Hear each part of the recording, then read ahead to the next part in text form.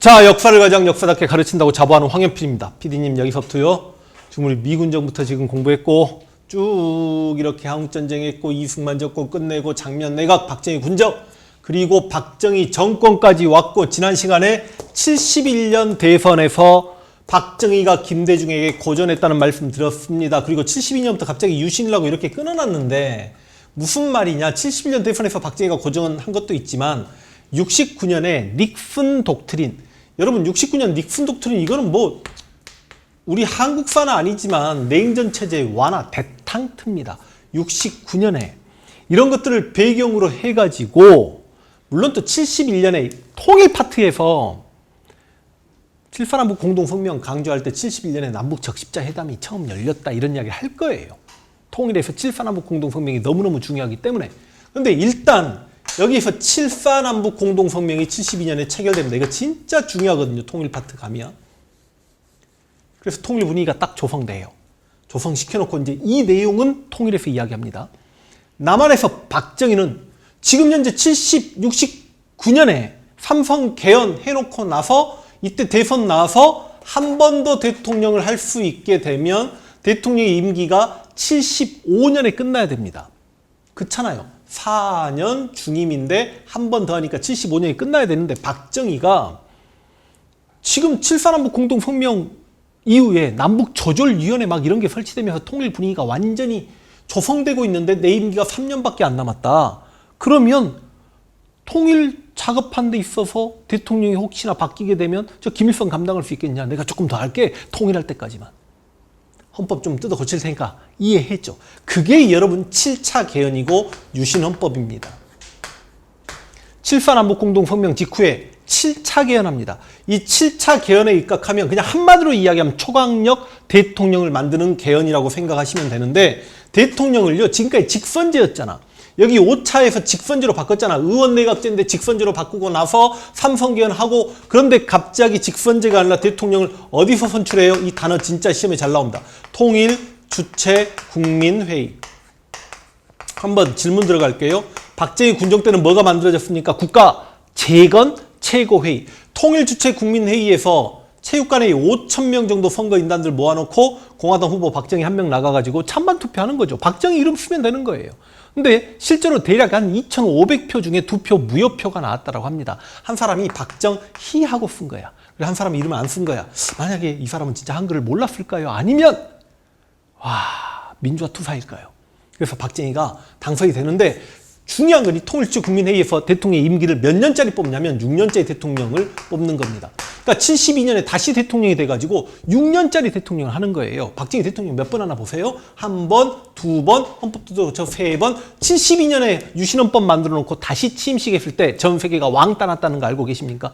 와, 대박인데. 우리나라에 지금 당시 수교를 맺은 나라가 상당히 많았을 거 아닙니까? 근데 어느 누구도 취임식에 안 와요. 그 외교관들이요. 딱 3개 나라 옵니다. 미국 안 와요. 일본 안 옵니다. 가장 친했던 대만, 그 다음 이디오피아, 가봉. 이거 더 재밌게 이야기할 수 있는데. 그 딸이 대통령이 되었을 때, 아프리카 순방했을 때 3개 나라 갔던 걸로 기억합니다만 3개 나라 중에 이디오피아하고 가봉이 포함되더라고요.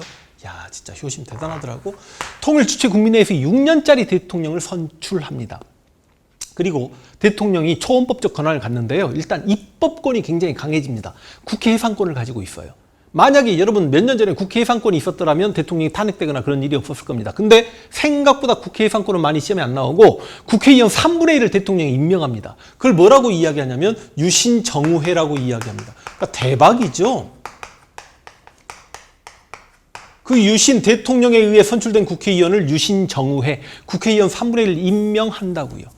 행정권, 사법권, 대법관 임명권이야 지금도 대통령이 가지고 있으니까. 그리고 대통령의 긴급명령이 헌법보다 우선합니다. 그걸 뭐라고 이야기하냐면 긴급조치라고 이야기합니다. 그러니까 시험에 가장 잘 나오는 단어는 바로 이 통일주체 국민회의와 긴급조치 다 해서 유신 때는 긴급조치가 9번 발동됩니다. 대통령의 명령이 곧 헌법보다 우선하게 된다고. 자, 긴급조치 내용이 뭐겠습니까? 지금 반정부 시위하는 학생들 전부 다 잡아들여서 투옥 몇 년 막 이렇게 그런 내용이죠. 유신 너무 쉽지 않아요? 그럼 여러분 대통령이 72년에 다시 한번 대통령이 돼서 몇 년까지 하냐면 6년 더해지니까 78년까지 더해질 수 있는 거죠. 6년 더해진 거야. 78년까지. 그런데 이때 78년에도 또 대통령이 취임해요. 그러니까 박정희는 5번 하는 겁니다. 그러다 이제 79년에 박정희가 죽게 됩니다. 그 이야기를 해야 되는데, 그럼 중요한 건 여러분 이제 유신은 정확하게 언제 끝나냐면 80년에 끝납니다. 빡빡이가 스스로 유신을 철폐하거든요. 나중에 그 이야기는 다음 시간에 가겠습니다. 그러면 어찌되었든지 간에 이 80년까지를 유신 시대라고 이야기하시면 되겠습니다. 그래서 통일주체 국민회의와 긴급조치가 가장 중요하다는 말씀 기억하셔야 되고, 저항을 보시면 여러분 개헌, 청원, 백만인, 서명운동, 장준하 선생님이 개헌, 청원, 백만인, 서명운동을 전개하다가 갑자기 어디론가 사라지셨다가 산에서 실족사된 상태로 나타나셨죠. 개헌, 청원, 백만인, 서명운동. 근데 4년 몇 년이죠? 2012년 대선 때 그 장준하 선생님 유족분들이 장준하 선생님 묘를 이장하는 과정에 그 유해를 봤더니 와, 이걸 머리에 동그랗게 구멍이 뚫려 있는, 산에서 떨어지셨으면 여기저기 다른 데가 깨진 게 아니라 왜 머리만 동그랗게 구멍이 뚫려 있었을까? 개헌, 청원, 백만인, 서명운동 시험에 잘 나옵니다. 이런 것들 서명운동 다 써야 되네. 유신에 대한 저항, 긴급조치 진짜 중요합니다. 통일주체 국민회의 정말 중요하고요. 이게 7차 개헌이야. 그 다음 민주청년 학생들 민청학년 사건이라는 게 있었습니다. 이 민청학년 서울대 중심으로 굉장히 시위 규모가 커지니까 역시 대학생들 뒤에는 간첩들이 있었구나라고 해가지고 인혁당, 인민혁명당인데 줄여 쓰겠습니다. 인혁당 사건을 조작해낸, 말도 안 된 일반인들이 끌려가가지고요, 막 교사고 신이고 이런 사람들 끌려가서 고문당하고 사형을 집행했는데, 그 사형 집행일이 1974년 5월 30일인가 그렇죠? 그 5월 30일이 우리 역사가 아니라 전 세계 법조계의 사법부의 어둠의 날, 암흑의 날로 지정됩니다. 그러니까 전 세계에서 사법부의 판단 중에 가장 더럽고 치사했던 판단이 바로 이들을 사형 선고 내리고 바로 그 다음날 죽여버리는. 그러니까 여러분 이런 게 시험에 나온다니까요. 그래서 인혁당 사건이라고도 이야기합니다. 실제로 한능검에도 인혁당 관련 이야기가 또 보기자료와 함께 시험에 기출이 됩니다. 그 다음 3.1민주 구국선언. 문익환 목사, 함석헌, 그 다음 김대중은요, 여기 국민적 스타가 됐다가 이래저래 유신에 대한 저항을 일본에서 하다가 중앙정보부 요원들이 일본에 있는 김대중을 죽이려고 납치해서 바다에 빠뜨리려고 하는 걸 이래저래 해서 주일 미군이 살려내가지고 와서 가택연금 당해 있는 상태에서 3.1민주 구국선언을 하게 됩니다. 근데 여러분 진짜로 3.1민주 구국선언도 유신으로 한번 기출이 됐습니다. 솔직히 연도는 아주 많이 중요한 것 같진 않아. 얘가 뭐 73년이다, 얘가 74년이다, 얘가 76년이다. 여러분이 뭐 선후관계로 어렵게 공부하는 건 아니니까 이런 저항들이 언제 있었다? 유신 때 있었다라는 것도 좀 알고 계시면 되겠습니다. 됐나요? 됐다고 해주세요. 그 다음 이제 이 유신시대 마침 또 이제 막 그 미니스커트 단속하고 장발도 단속하고 그런 모습은 저 뒤쪽에 경제 아주 끝무렵에 사회 파트에서 살짝 좀 다루기도 또 하겠습니다만 저항이고, 그러다가 이제 여러분 1979년에 큰 사건이 터지기 시작합니다. 그래서 경제 파트에서도 또 공부하겠습니다만 이 1979년에 2차 석유 파동으로 엉망입니다. 나라 경제가. 그때 YH 무역회사라는 회사가 있었는데 이 무역회사가 도산하고 문을 닫게 됐는데 여공들에게 월급을 안 준 거야. 그러니까 여공들이 데모합니다. 그래서 YH 무역회사 사건, 그 여공들이 신민당 당사, 야당 당사에 가서 데모를 합니다. 근데 이 과정에서 경찰들이 야당 당사까지 밀고 들어와가지고 김경숙이라는 여공이 죽게 되죠. 당시 신민당 총재가 누구였냐면 김영삼입니다. 김영삼이 외신 기자들 불러 모아놓고 이건 독재다, 어찌 야당 당사까지 경찰들이 와가지고 막 국회의원들 막 조인트 까버리고 이게 말이 되냐 했더니 김영삼을 국가 원수 못 오겠다고 박정희가 제명해버립니다. 김영삼을 제명해버려요. 그럼 김영삼의 정치적 고향이 어디야? 부산 마산이죠. 그러니까 부산 마산에서 왜 우리 김영삼을 함부로 제명시키고 그래 하고 부마 항쟁이 꽤 시위 규모도 커질 뻔했고 크게 일어납니다. 이 부마 항쟁 지금 다 79년 상황이에요.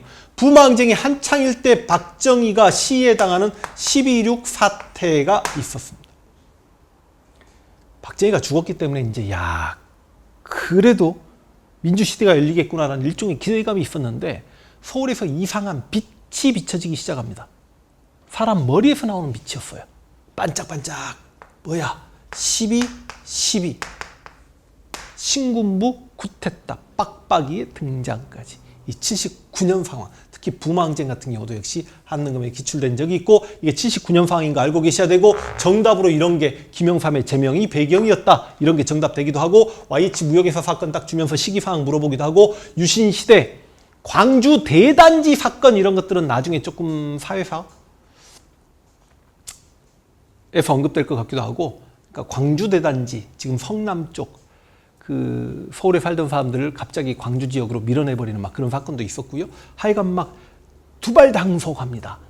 그 다음 장발, 두 발은 장발이죠. 그 다음 미니스커트 단속합니다. 그래서 이 당시 여러분 유신시대는 겨울공화국이라고 생각하시면 돼요. 옛날 수능 문제는 어떤 시험 문제가 있었냐면 바람이 막 치는데 사람들이 추워서 웅크리는데 막 낙엽 떨어지고 그 뭔가 오싹한 그런 분위기를 연출하는 사진자료 주고 유신시대라는 겁니다. 물론 긴급조치 종이자료 막 날라다니면서 당시는 무슨 노래만 나오게 되면 전부 다 금지곡이 됩니다. 영시의 데이트 금지곡이 됩니다. 간첩과 왠지 접선한 듯한 느낌을 준다. 양희은의 아침 이슬 노래 중에 붉은 태양이 떠오르고 붉은 태양은 김일성을 상징하는 것 같다. 송창식의 왜 불러? 경찰이 장발 단속하려고 막 불러 세우면 왜 불러 하고 막 도망가는 것 같다. 그 다음 키다리 미스터 김, 키가 작은 박정희 대통령에게 열등의식을 심어준다.